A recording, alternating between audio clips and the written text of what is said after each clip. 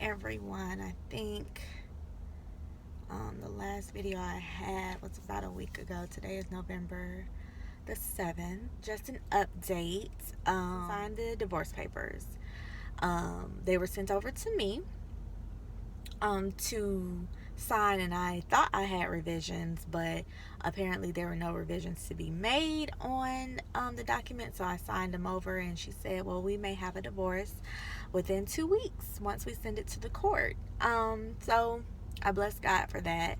I bless God for just bringing me through this tumultuous time. Now I see why divorce can be a it can be hard. It don't have to be. I believe that ours didn't have to be, but when both people are willing to go their separate ways, like, and know deep down, like, look, I don't want to be with you, look, I don't want to be with you, it can be like like a split. It don't have to be like vindictive or anything. And I can honestly say throughout the divorce I have tried to I really have tried to be a good person to him with the best of my abilities. Now, I've gotten frustrated with him a couple of times, but I have not tried to keep her away. I have tried to do everything by the book. I have tried to just let him do his thing, because he just going to continue to do what he wants to do regardless of what paper says, and I have just let him do that. But I truly believe, number one, when a person loves and really cares about you, they care if your feelings get hurt. So they won't do things to deliberately hurt your feelings or do things to get up under your skin.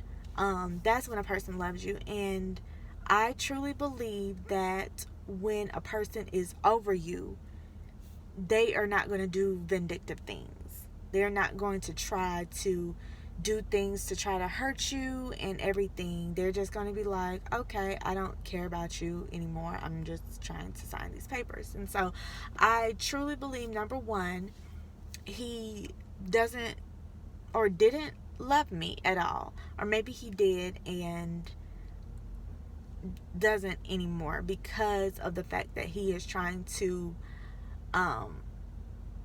do things to make me mad, to get under my skin, still try to control certain aspects. And so and then I just do believe that he did not want the divorce, even though he's told me, and I have messages saying, oh, I don't want to be married to you either. I don't want a divorce.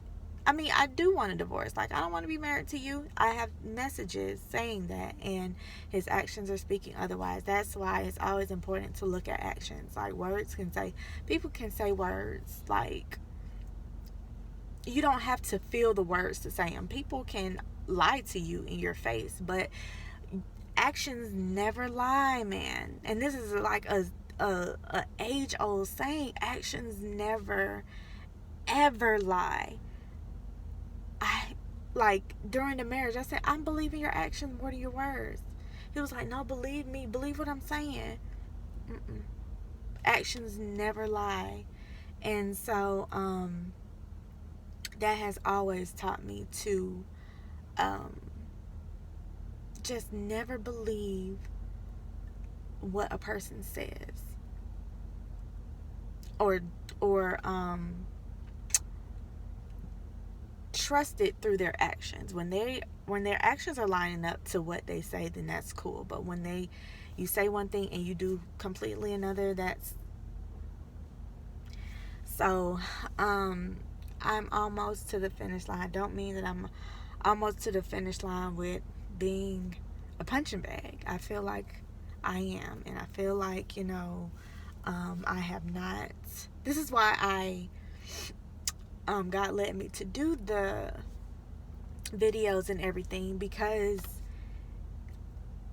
he said, I really want you to keep this and keep track of it. So you have your own personal journal about like your experiences going through the divorce. And so I'm really, really, really just wanting to be done with it.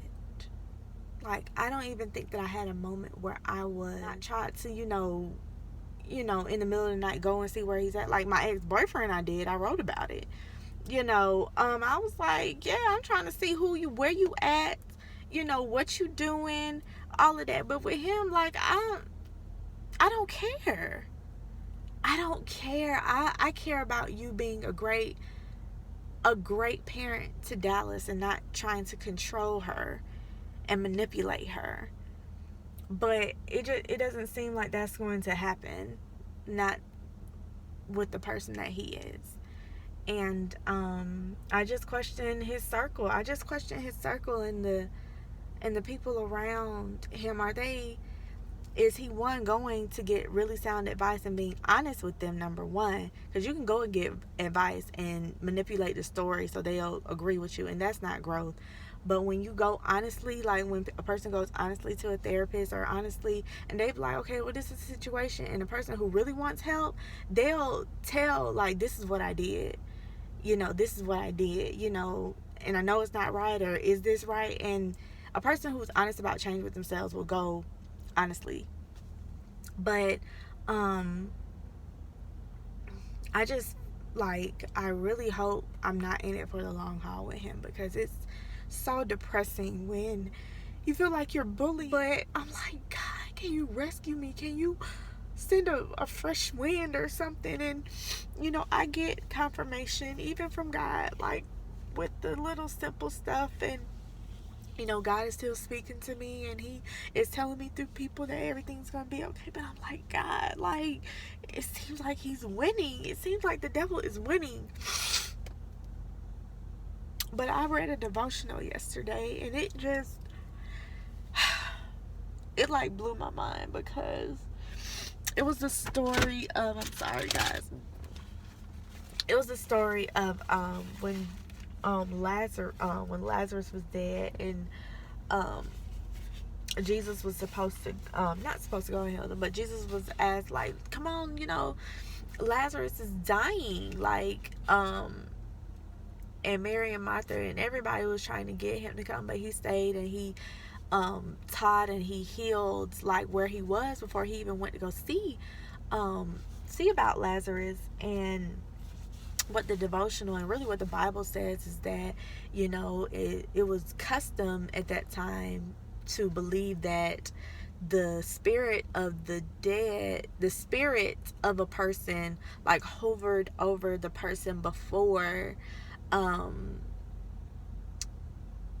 it left. And so it was a chance of this person coming back to life or whatever. So, but Jesus waited until that myth or that ideology was like, hey, I'm coming on the fourth day, because now y'all will know that it was me who brought this, who created this miracle. And so I think in my situation, Jesus is, God is going to get the glory out of my life and my situation, and especially this situation. I know God is going to get the glory out of it, but he said your situation is not stinky enough yet, basically. Like, your situation is not dead enough for people to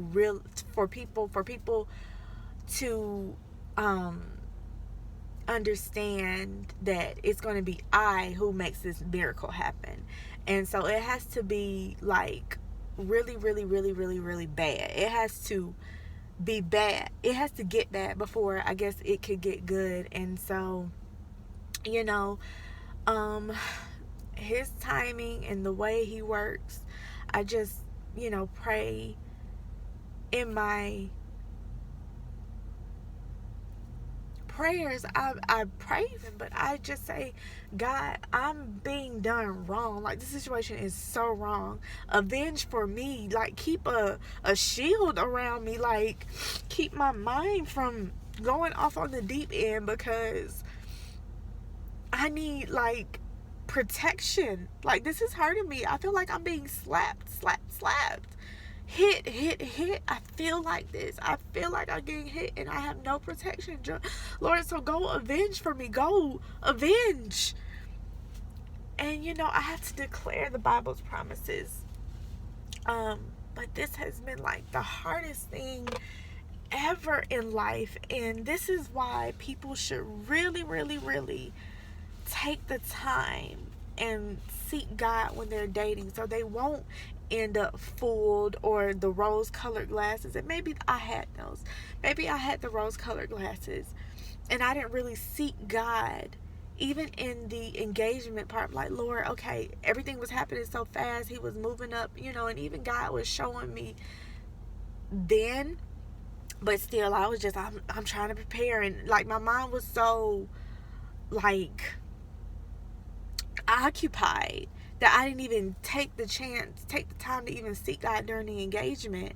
Seek God before the engagement. And this is really, really, really important. You think you know someone, and especially with the call on your life, you think you know someone, and it will be everything that the Lord spoken but one thing.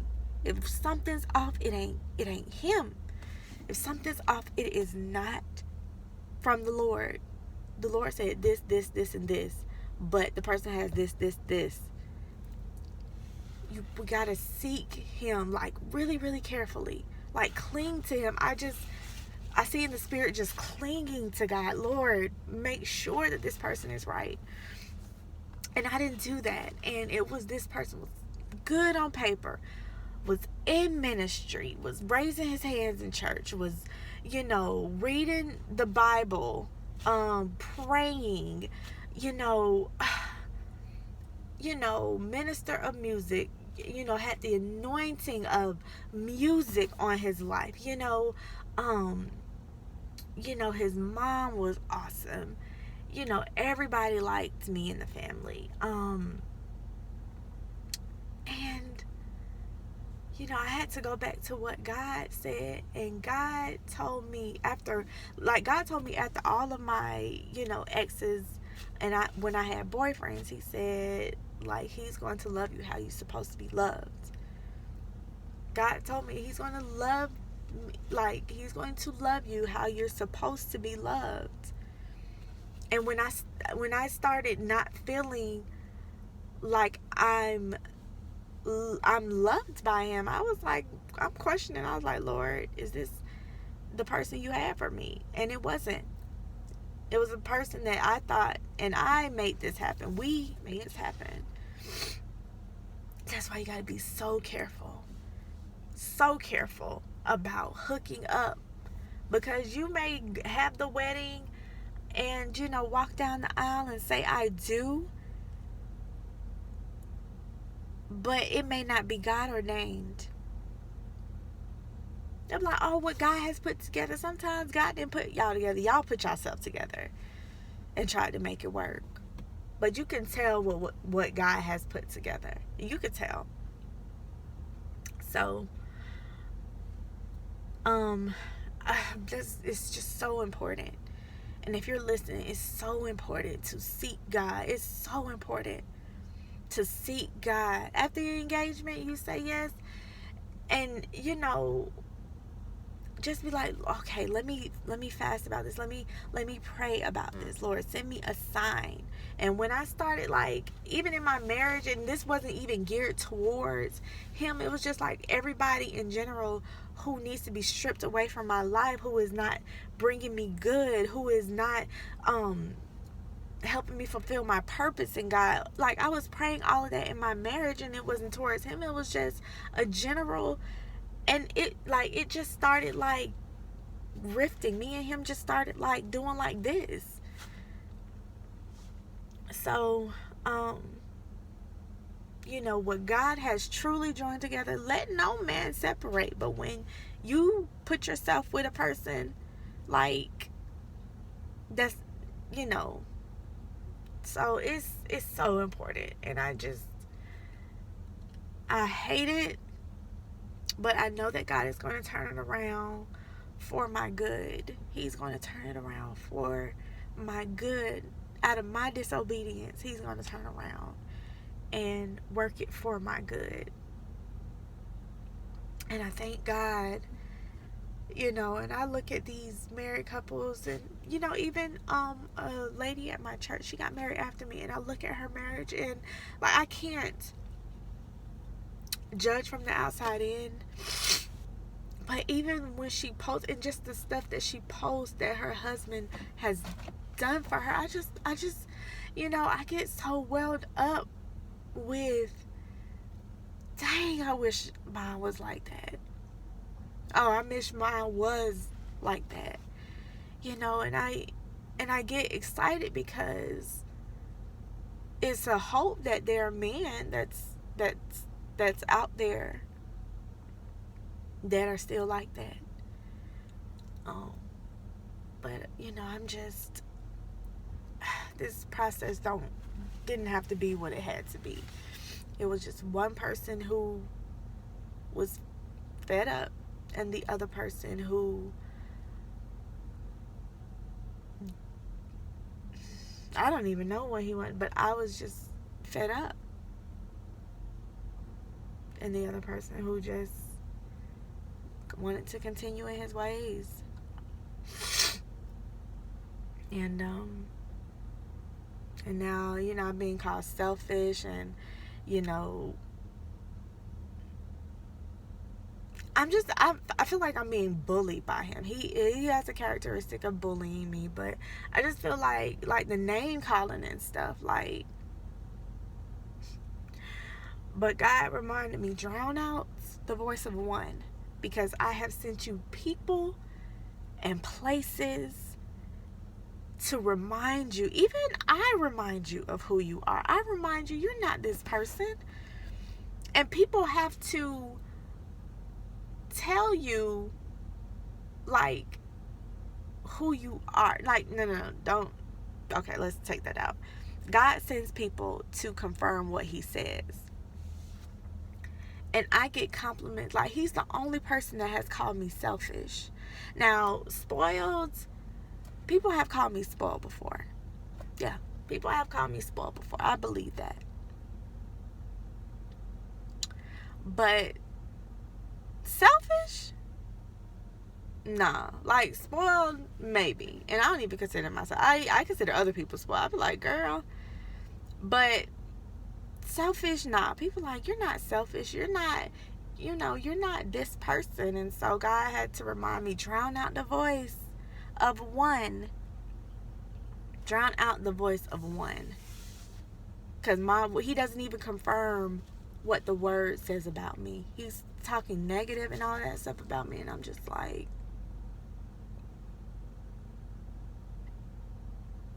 and He just tried to get under my skin. And I have to pull away. And I have literally started to ignore. Like, when I see something that that I had to block him from text, but through emails, like, it's all about Dallas until he says something. Like, he just sent me something this morning. I'm just like, you're random. But once I see where it's going, I just stop reading it, because I said, the Bible says guard your heart. And when you read that stuff, it gets in you. It gets in you. And I have to stop, like, deliberately stop reading stuff that he sends, because he just wants to, whatever. I have to stop doing that. So, that's my life for today. I just came out here because I'm just so fed up. I'm so fed up.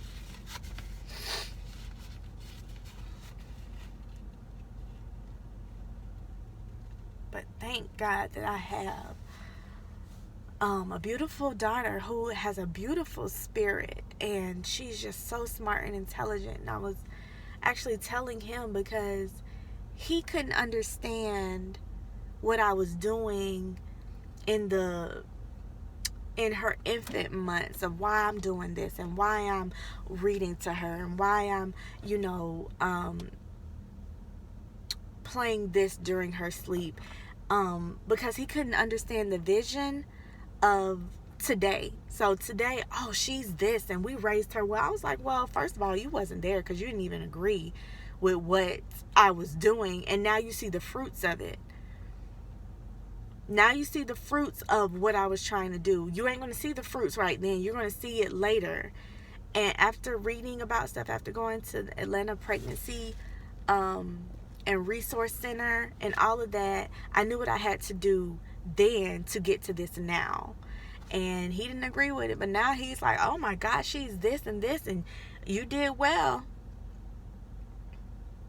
So I thank y'all for listening, and I really had to